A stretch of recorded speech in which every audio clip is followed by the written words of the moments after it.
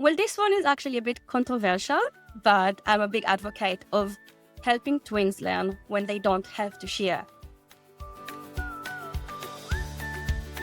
Hello and welcome to Demystifying Child's Play. I'm Ruth Verco, and today I'm really excited to introduce to you Smadar. And this chat with her is something I've had many chats about and a bunch of you requesting.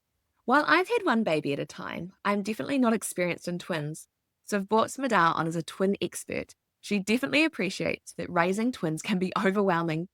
It doesn't have to be.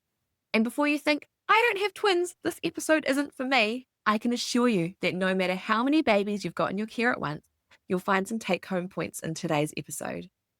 She is a New Zealand-based twin specialist with over 15 years of experience working with twins, but her location doesn't stop her from supporting parents with twins all around the world in their first years to make sure that they have the best start to their twinful journey. At TwinFul Life, she aspires to emphasize the beauty of twinship while celebrating each twin's uniqueness to help parents raise twins with peace and joy. So welcome to the podcast today. Thank you so much for having me, Ruth. This is so exciting. Awesome. And this works really well because we're following on from episode 37, where I share about sibling conflict and play schemas as a guide for parents of toddlers. Today, what she's going to share is 5 things that twin parents need to know about reducing fighting and supporting their twins' development. And as a twin-oriented early child educator, she's all about fostering twins' well-being, independence, and confidence, while helping twin parents find the joy and peace in twin parenting. So, with that being said, sharing your top 5, where would you start? There is a lot to unpack here, and some of those things are probably going to be woven into one another naturally. But I think the first one is that sharing is something that doesn't really happen for children before the age of 3 or 4. They can't actually share as a notion of, oh, I care about what the other child is feeling, or I want to give something to them. And with twins, I find that there is a huge pressure to share right from the beginning, just because they are twins. And I understand it because, we want our children to be kind and considerate, and sharing is a really beautiful trait. However, asking them to do that before they can emotionally do that or cognitively really care, I feel like it's a bit unfair on them. And also, it makes sharing comes out unorganically. It's something that we do because the parents are asking, but not because we actually care. And I find that for twins, when they reach those toddler years, it will escalate fightings. We are asking them to do something they can't quite do. So I learned that children do need to know what it feels like to own something before they can actually give it away, before they could actually feel like, I'm ready to give this precious thing to someone else other than myself. So it is a skill that takes time to develop and master, and our understanding of that can reduce the pressure of sharing and therefore reduce the fighting over objects. I think that's such an important key one to start with. And as I was saying at the beginning, whether you've got twins or whether you've got other children at home, these points are really good and universal across, because when you've got the twins, you've got them at that same age, so the same stage. But quite a few people, myself included, if the kids aren't really ready to share until they're 3 or 4, you may have a younger one on board too. You may have a 2-year-old and a 4-year-old, and that 2-year-old just isn't quite grasping that sharing capability. But if the 4-year-old's really wanting something, it can be a really hard way to navigate. So when you're remembering that that 2-year-old isn't actually ready to know and cognitively understand what sharing is, you go about it in such a different way. And you're also saying that it's really important for kids to have their own things to understand that they have a belonging before being able to know what sharing is like, which is another really key, interesting thing to think about, because it's so easy to say, these are family toys, these are for everyone. But if they're not having their ownership, they don't understand what's theirs and what they can share and how that dynamic works. Yeah, exactly. And it's something that sometimes we are overlooking. Just again, if we're putting the lens of twins, it just seems like naturally, it's supposed to happen. And later on, research does show twins can share a bit more easily than other children. But I find that it's usually because of that huge pressure from those early years.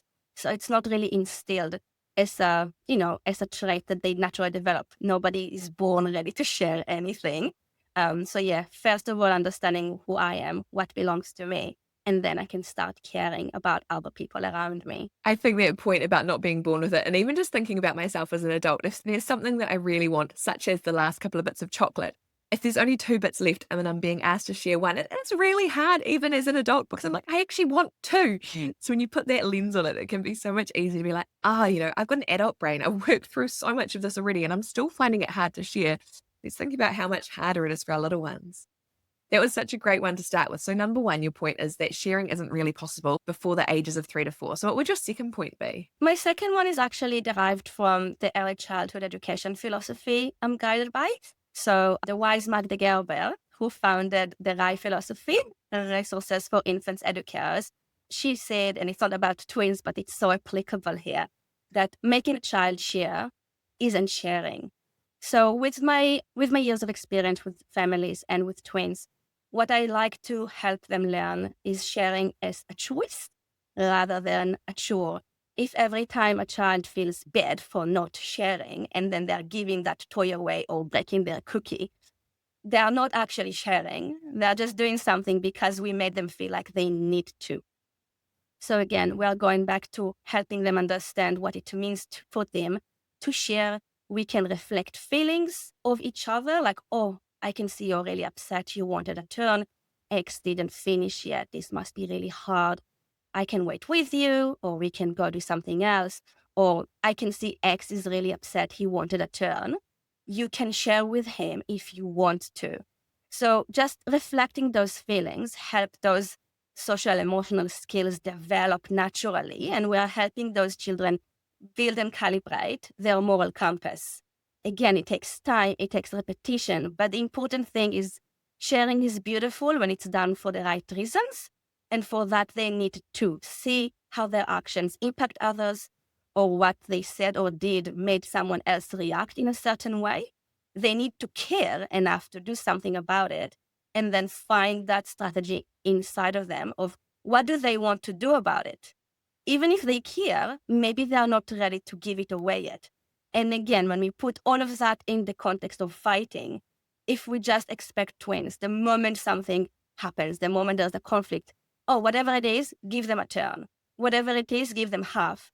I don't feel like that helps them build natural strategies to mediate those conflicts later on their own. So what I find that twins escalate to whining, to screaming, to crying very early on because they just expect somebody to step in, tell them what they need to do, and that's it. So the understanding of how they can actually work it out isn't developing there because we just expect them to do something they don't want to or they can't actually yet do. That is such a great one to remember.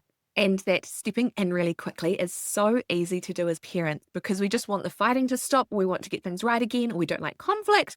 But actually sometimes either giving them the chance to work it out or working it out with them, as you're saying, using those words, oh, I can see that someone's really upset right now. Or I can see that someone's still having their turn. We need to wait, which for me, with my mindset of having a 4-year-old and 2-year-old, is a very different dynamic than having 2 2-year-olds together because there's such different understandings, which is why being a twin expert is so important and having these people who are twin experts, if you do have twins yourself, because they come to it with such a different lens than I do. Yeah, and I find that it really helps twins develop those skills that singletons develop naturally early on.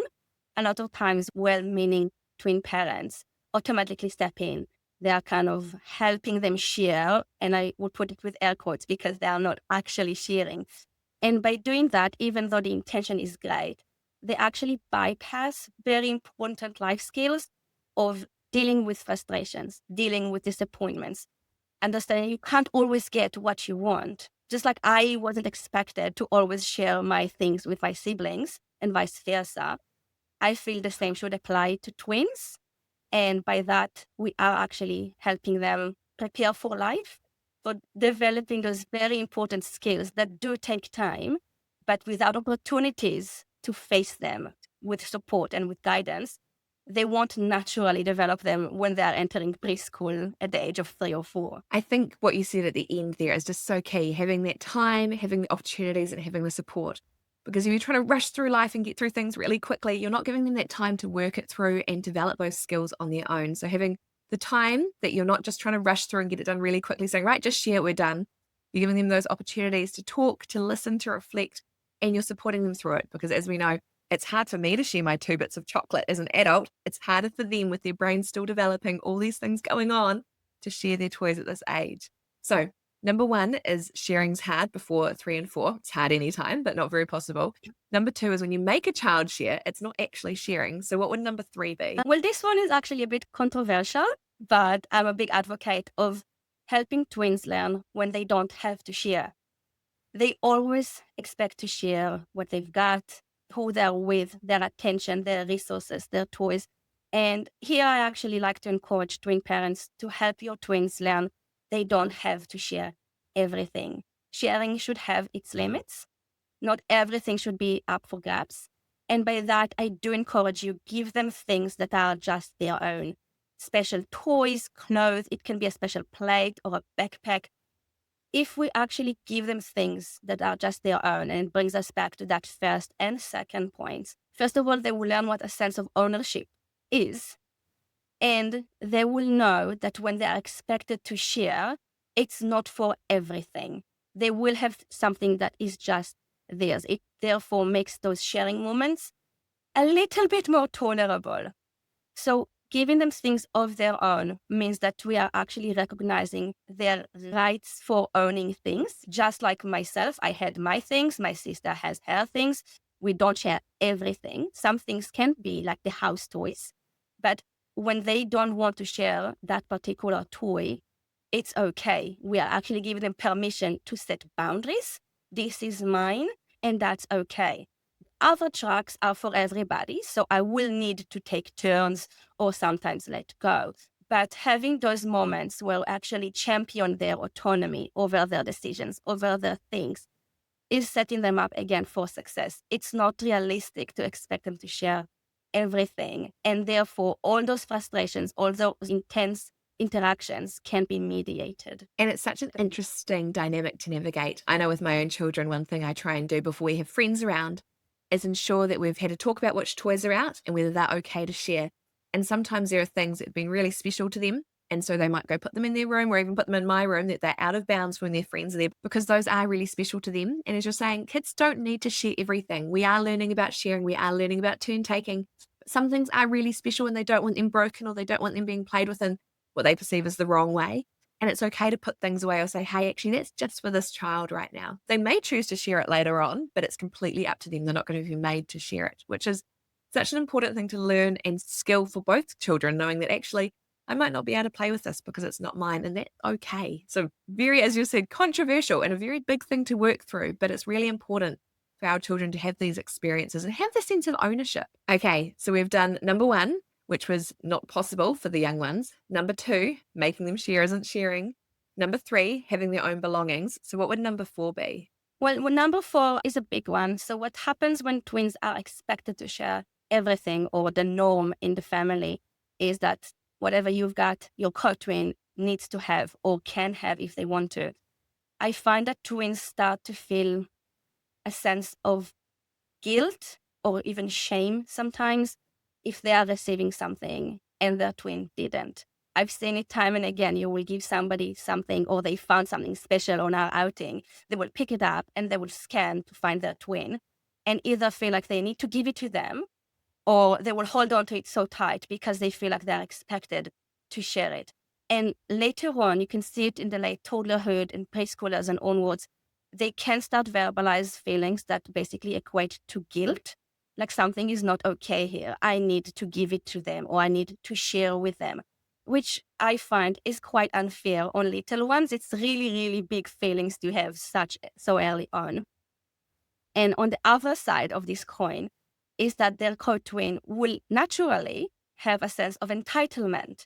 So if they see that their co-twin just got something, they will obviously expect to have the same or to share it, because that's what we taught them. We taught them that when one has something, you have it too. So you will see them quickly starting to fuss, to whine, to complain, because obviously they feel like this is wrong. This is not how we do things here. If you've got something, I can have it too, or I can have a turn if I want to, or again, going back to the cookie, give me half. And it's a genuine feeling that that's what is right. That's why children have that very strong sense of justice, when things are not fair. So if we are telling them that the way things should be is you both have things all the time, in the same way, the same quantity, they will naturally feel like things are out of balance when they don't have it. So those fightings will obviously escalate a lot quicker when the twins are driven from a sense of, oh, I deserve one. This is also mine because you have it. Or on the other hand, if they feel guilty or bad that they don't want to share right now, that will translate to anger, to tantrums. Even though nobody stepped in necessarily to tell them they need to share, they are already connecting the dots of what is going to happen here. And they will probably react to it before we even came in and asked them, oh, you need to give them a journal. Give them some of it. They're your twin. You need to share. That's really interesting. And it's actually something I haven't really thought about myself, even with my two boys, with the age difference between them of about 2 years. Generally, they both get the same thing. Or if I'm out on a walk and I pick up a stick for one, I'll make sure there's a stick for another. Actually, just thinking about that notion, that idea of fair and equal and what they are allowed to have, what they don't need to have, being at the same time. So I'm going to have to do a bit more thinking on that myself, because you're really right. You've really sparked some interesting thoughts there. So thank you. I'm learning from this as well, which is fantastic. Okay, so we're nearly at number 5. So number 1 is the sharing isn't possible. Number 2, we don't want to make children share because that's not sharing. Number 3, having their own things. Number 4, feeling guilty for not sharing. So what's your 5th point? Well, actually, you touched on it a little bit, and that's what I would actually like to dive deeper into, is the notion of fair and equal. I'd like to quote a twin expert I've been following for many years from the beginning of my journey, Dr. John Friedman, who is an identical twin and a twin mom herself. And in one of her books, she brilliantly said, twins aren't equal and life isn't fair, which takes a moment to sink in. And it does come down to, how do we view the twins? Do we view them as exactly the same person? Do we always dress them the same? Do we always give them 2 of everything? And if we do, first of all, that will be probably for another episode of understanding that 2 distinct individuals, and therefore there are different ways to go about it. But also, I would like to encourage twin parents to not have 2 of everything, because twins aren't the same. They're 2 different people. If there is a very popular item or toy that you like, or you see your children really like, you can get different variations of it. But having 2 of everything, because it's easier, and I get it, it really is easier in the beginning, will eventually shoot you in the foot. Because we are setting them up for failure. Life is not going to accommodate that. So if in our home culture, everything is duplicated, their clothes, their food, their toys, when things are not there to be duplicated, it is really, really hard for them. And again, they will feel like something is not okay here. So having options to choose from rather than 2 of the same, and normalizing differences as good, as positive, will really help twins internalize that they don't need to have exactly the same as their co-twin. And when we bring it back to fighting, they won't necessarily have to fight over having the same thing, because we normalized it, that you can play with different things. Or it's okay to like something if your twin doesn't. It's okay to want to do things on your own without including your twin in it. So that fair and equal notion comes into play with toys, with time with mom and dad, or with the parents or caregivers, with sharing their play space, normalizing that they can do things on their own, that things can be different and it's okay. First of all, will reduce tension at home. It will help them face challenges outside of the house. Again, it comes back to not bypassing those difficult feelings of frustration, of disappointment, of I can't always have what I want.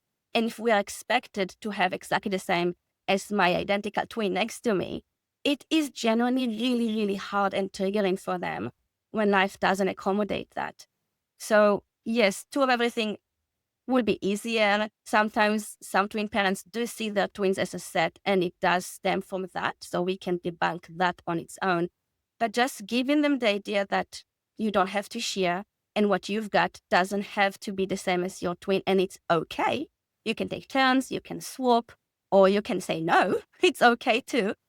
Is absolutely valid. Life isn't fair, and it's something every child learns early on, with older siblings, as a single child, with their classmates. I think the same should be applicable for twins, and it's on us, parents, caregivers, teachers, to normalize those interactions and support them when it's really challenging, and it will be. And it can get loud. It's okay. It's on us to help them regulate it, find strategies, and come to peace with the idea that, okay, I want what my twin has. I will need to wait. Or right now, they don't want to share. It's theirs. And mom, I need a hug. I don't know what to do with all these big feelings. With just 5 points that you've shared today, you've given me so many take-home points for myself and so many things that I can't wait to be able to share with others through this podcast, because there's so many bits I'm like, I need to think more on that myself about how I parent, how I do these interactions, and how we do life with our children. So if you're like me and you're listening and you're thinking, oh my goodness, there are so many points here, I should have said at the start, but don't worry, you don't need to retain them all. You can re-listen to this podcast, but I also have our blog up, which has all these show notes. So you can go to playschemas.com/blog. That's play, schemas.com/blog. And I'll have all these top 5 up there, as well as some of the conversation we've had. But if you want to connect with Smadar directly, how would we connect with you? Well, you can reach me via my website. So that's www.twinfullife.com. You can find me on Instagram at twinful_life and also on Facebook at TwinFul Life. And there is tons of information and resources for twin families in all of those platforms, including some upcoming seminars to support twin sleep, fostering multiples well-being, and mastering toddlers, which touches on a lot of what we talked today with actual strategies to implement on the go. And you said right at the beginning as well, you work with parents worldwide as well. It's no limits with where people are at? No, not at all. I work with parents online. The seminars are oftentimes just online, so everybody can attend from the comfort of their home. And they are recorded, so parents will have some time to rewatch them afterwards. And what I find is that for twin parents, finding the time to attend those things can be very, very hard. So having them online and accessible makes it easier for parents worldwide, nationwide here in New Zealand. It doesn't matter where you are at, you can still find support and resources at the tip of your fingertip. Fantastic. So make sure you check her out, TwinFul Life. If you Google it, I'm sure you'll find all the different links, and I'll make sure I add them in the bottom of this podcast, this episode, so you can get them straight there or on the blog as well. So thank you so much for joining me today. As I've said, I've got so many take-home points myself that I'm going to be thinking on through these weeks about how we do our life with our kids as well. And make sure everyone out there, remember today is a great day to play and have a think about how we're doing these dynamics with these kids as well. We'll catch you next time. See ya. Yeah.